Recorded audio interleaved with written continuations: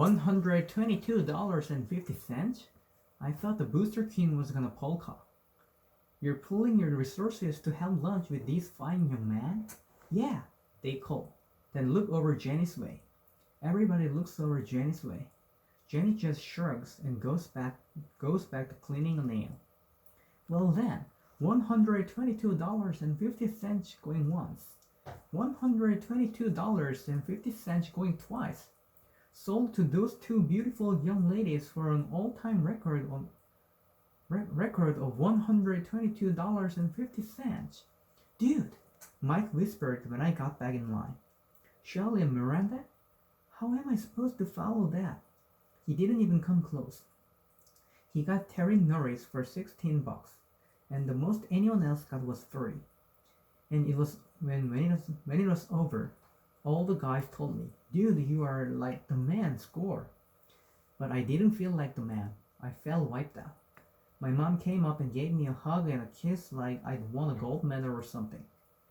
And then whispered, my little baby, and clickety clicked off in her high heels, back to work. So I was wiped out, embarrassed, and then practically dragged to the multi-purpose room by Shelley and Miranda. The boosters had outfitted the MPR with little tables for two, all decorated in shades of pink and blue and yellow, with balloons and streamers everywhere. I felt like the Easter Bunny with my stupid basketball lunch clutched in both hands while Miranda held onto one arm and Shelley latched onto the other. They gave us the biggest table and whisked in an extra chair, and when everyone was seated, Mrs. McClure said, boys and girls, I don't think I need to remind you that your excuses from class for the rest of the day. Enjoy your lunches. Enjoy your friendships. Take your time, relax, and thanks again for supporting your boosters. You wouldn't be us without you. We wouldn't be us without you. So there I was, with the two hottest girls on campus, having lunch. I was the man, the envy of every other guy in school. Buddy, I was miserable. I mean, these two girls may be gorgeous, but what was coming out of their mouths was Jumbo Jenny was embarrassingly ugly. Miranda works herself up too. What was she thinking? Like you'd ever want to go out with her, right, Bryce? Well, yeah, that was right, but it seemed really wrong to say so. Look, can we talk about something else? Sure, like what? I don't care, anything else. You guys going anywhere this summer? Miranda shoots off first. We're taking a cruise to the Mexican Riviera. We're supposed to stop in all these cool ports and shop and stuff. She flutters her eyelids at me and says, I could bring you something back. Shelley scoots her chair in a little and says, we're going up to the lake. My dad has a cabin there, and you can get the most outrageous tan. Do you remember what I looked like at the beginning of this year? I was like black. I'm gonna do that again. Only this time I've got a schedule all worked out so that it's even everywhere.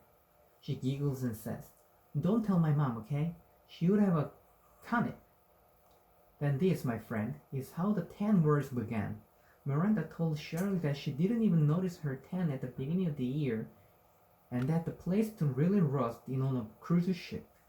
Shirley told Miranda that anyone with freckles can't really get tan, and since Miranda had freckles everywhere, the cruise was a guaranteed waste of money. I choked down my third of the lunch and looked around the room, trying to let it all flow past me. Then I saw Julie. She was 2 tables away from me, facing my direction. Only she wasn't looking at me. She was looking at John. Her eyes all sparkly and laughing. My heart lurched. What was she laughing about? What were they talking about? How could she sit there and look so beautiful? I felt myself spinning out of control. It was weird, like I couldn't even steer my own body. I'd always thought John was pretty cool, but right then I wanted to go over and throw him across the room. Charlie grabbed my arm and said, Bryce, are you alright? Are you alright? You look, I don't know, possessed or something. What? Oh, I tried taking a deep breath. What are you staring at? Miranda asked.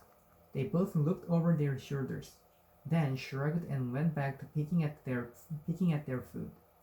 But I couldn't stop myself from looking again, and in the back of my mind, I could hear my grandfather's voice saying, "The choices you make now will affect you for the rest of your life.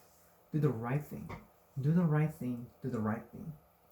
Miranda shook me out of it, asking, "Bryce, are you in there?" I asked, What are you gonna do? What are you gonna do this summer?" "I don't know," I snapped. "Hey, maybe you can spend some time up at the lake with us," Shelley said. It was torture.